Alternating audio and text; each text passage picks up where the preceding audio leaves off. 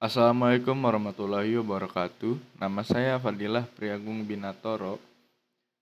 Dengan NPM 1906308444, saya akan mempresentasikan tugas UTS Hidrogeologi dan Geologi Lingkungan tentang potensi pembangunan Jalan Tol Binjai Langsa. Untuk nomor 1, Jalan Tol Binjai Langsa itu dibagi menjadi 5 seksi. Dengan seksi pertama itu Binjai Stabat, seksi 2 Stabat Tanjung Pura, seksi 3 Tanjung Pura Pangkalan Brandan, seksi 4 Brandan sampai Kuala Simpang, dan seksi 5 Kuala Simpang sampai Langsa.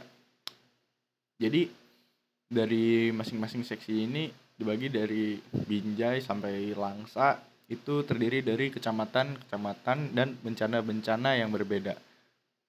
Untuk seksi 1 Binjai Stabat, pintu tol Binjai itu ada di Kabupaten Deli Serdang. Menurut data dari BNPB Kabupaten Deli Serdang memiliki potensi bencana banjir, tanah longsor, serta angin kencang. Hal ini dapat mengganggu terjadi pembangunan untuk tol Binjai baik untuk pekerja serta manufaktur ya. Nah, untuk Kecamatan Stabat, ini merupakan rawan dari banjir. Seluruh desa di Stabat adalah daerah yang berpotensi tinggi banjir. Ini ada sumbernya dari makalah analisis perubahan penggunaan lahan di Kecamatan Stabat, Kabupaten Langkat.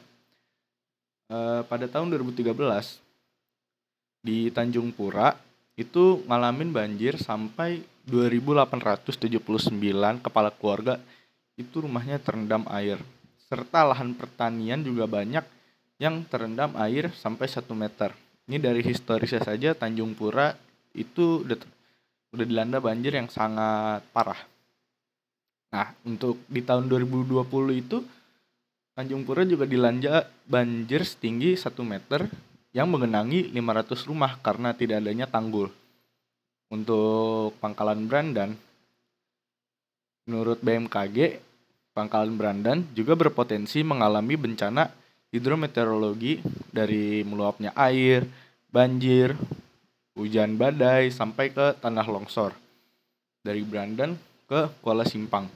Di Kuala Simpang juga berpotensi banjir. Dampak dari hujan menurut BMKG di Kuala Simpang itu memiliki curah hujan tingkat kategori 2. Yang terakhir untuk Langsa juga berpotensi dengan banjir tinggi.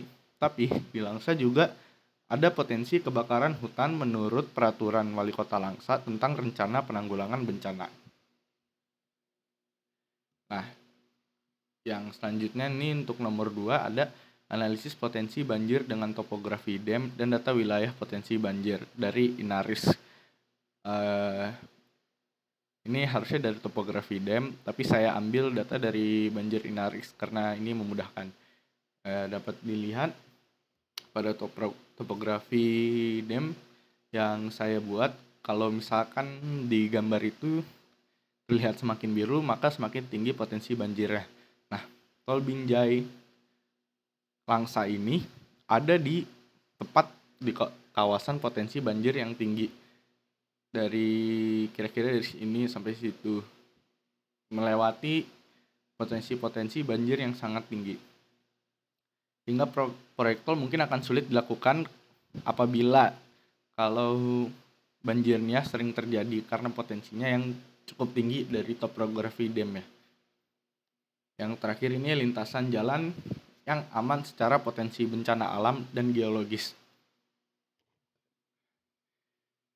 Saya pilih kita untuk jalan tol ini tidak melewati Stabat, Tanjung Pura, dan melainkan dari Binjai ke Binjai, terus ke Pondok, selanjutnya ke Bukit Kubu.